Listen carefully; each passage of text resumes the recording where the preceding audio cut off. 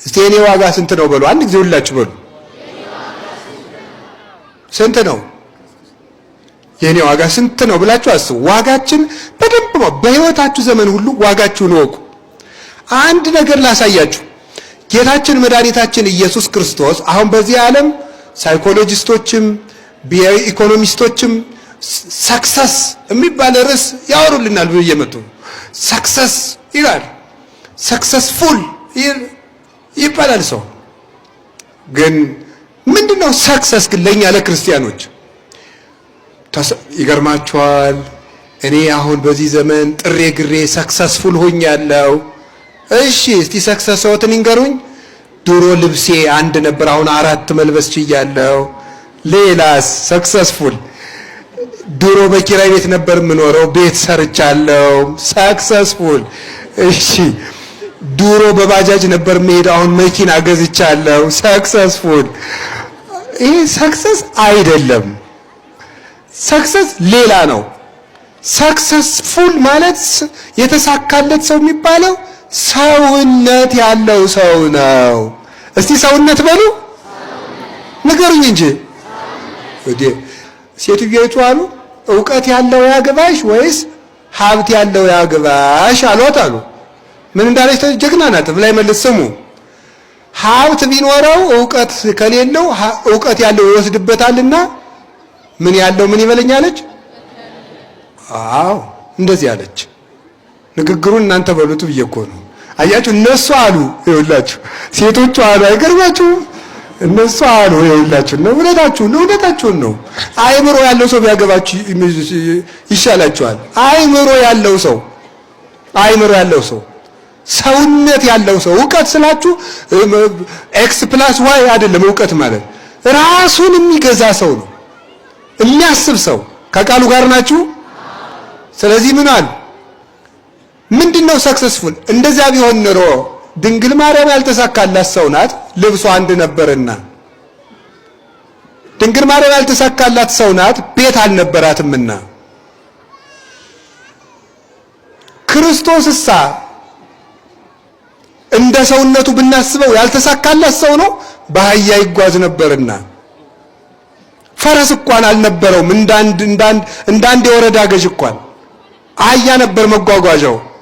ጎጆ እንኳን አልነበረውም፣ ዋሻ ውስጥ ያድር ነበር እንጂ። ለቆናጽል ግበው ቦሙ ለዋፈ ጸማይኒ ምጽላል ቦሙ ለወልደ እጓለ እመሕያው ሳልወጡ ሀበያ ሰምክ ርሶ። የሰው ልጅ ግን ራሱን የሚያስጠጋበት የለውም እንዳለ። ልብስም ምግብም መጠለያም ዋጋ አይደለም። ሲጀመር ስርዓተ ትምህርታችን አበላችሁና ቤዚክ ኒድስ ብሎ ምንድን ብለውልናል? ምግብ፣ ልብስ፣ መጠለያ ብሎ ቁጭ። መሰረታዊ ፍላጎቶች አለና ምንድነው ብለናል? ምግብ፣ ልብስ፣ መጠለያ። አሁን መሰረታዊ ፍላጎት ነው ምግብ፣ ልብስ፣ መጠለያ። አባልን ቦት ስላለ ነው እንዳትሉ፣ እንደሱ አይደለም። ምግብ፣ ልብስ፣ መጠለያ ያስፈልጋል ነው እንጂ መሰረታዊ።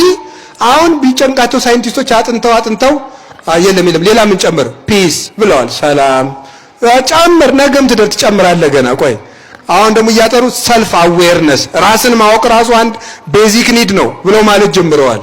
ይሁን ጥሩ ነው፣ እንኳን ደህና መጣችሁ፣ ያስጨርሳችሁ።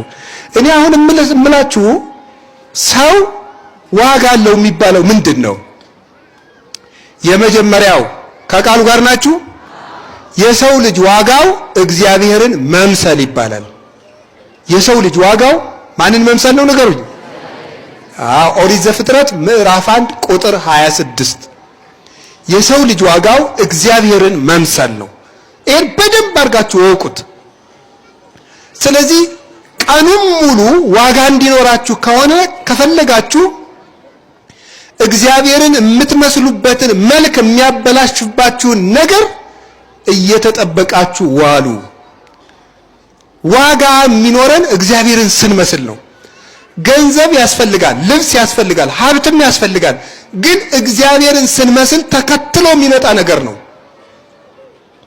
ገንዘብ እንደ ጥላ ነው። ጥላ ሲከተሉት ልብ ማውለቅ ነው። ፊቱን ዙሮ ግን ወደ ምስራቅ ዙሮ ከሄዱ ጥላ ከኋላ እየተከተለ ይመጣል። ገንዘብ ጥላ ነው። ወደ ምስራቅ ሲዞሩ ጥላ እየተከተለ እንደሚሄደው ወደ እግዚአብሔር ስንዞር ሁሉም ተከትሎ ይመጣል። እግዚአብሔርን መምሰል የሰው ልጅ ዋጋ ነው። የመጨረሻ የእግዚአብሔር ቤተሰቦች ለምንድን ነው እግዚአብሔር ከምግብ ይልቅ ጾምን ብዙ ቀን አድርጎ ይሰራልን? እግዚአብሔር ይበላል አይበላም? ምእመናን ይበላል? ንገሩኝ እንጂ አይበላም። ስለዚህ እኛ ማንን መስለን የተፈጠርን ነው? ከ365 ቀን ጾሙ የሚበዛ ለምንድን ነው? ማንን እንድንመስል ተፈልጎ ነው?